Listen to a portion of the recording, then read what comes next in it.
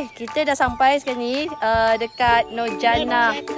Okay, Nurjana. Okay, so saya akan tunjukkan persekitaran kawasan camp ni. Okay, sekejap. Ada. Baru sampai takkan dah putus. Wait. Saya nak tunjuk satu benda. Sekejap. Ni, baru sampai takkan dah putus asa dah. Saya tak tahu. Teruskan berjalan. Okay, pandang sini. Nana. Nampak? Teruskan perjalanan okey. Ya. Hati-hati takut terjatuh hati pula. Sekarang kita nak pergi tengok. Sekejap. Okey, ni dia. Nama dia Adam yang 3. Okey, buka sikit. Okey. Hi, what's up guys? Okey. Sofa. Ada toilet. Kawasan dalam kita ada tempat makan, ada cermin. Cermin tu boleh tutup tak? Okey. Ni boleh buat tutup ah. Bahagian atas. Woohoo. Okey, ni kawasan atas. Mana lampu dia? Okey, tu lampu Nana ada buka lampu. Okey, so ada katil dua katil satu. Ni 2 katil juga. So malam ni Nana tidur dengan saya. Mana ekor dia? Tak ada ekor.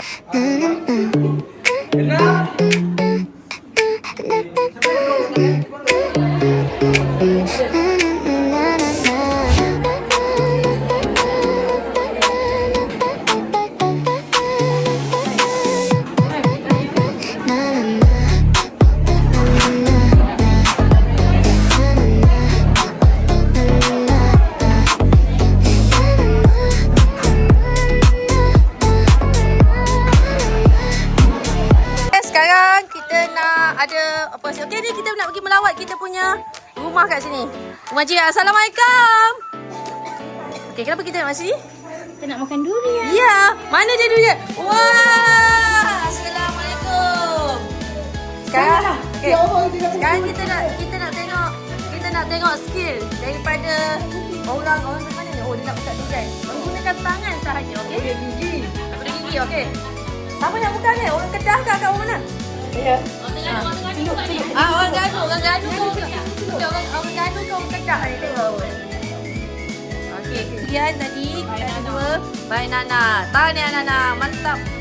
Kita tengok Syada pula. Macam mana Syada? Buka. Tengok. Saya nak solat dah. Ya. Ibu.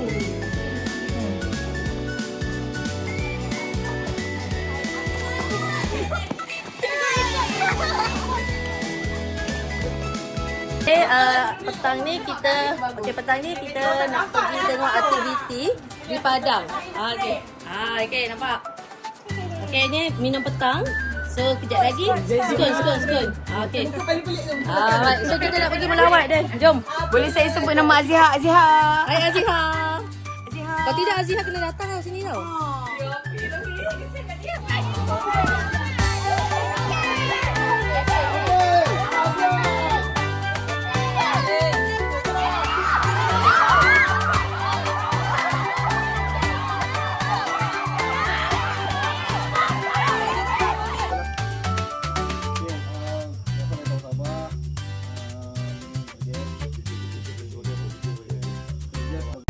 Hidup bukan senang, semua kena rasa. Dalam pahit dulu baru faham nikmat bahagia. Apa yang aku lalui, aku simpan jadi bara, jadi api dalam diri. Teruskan langkah ke depan.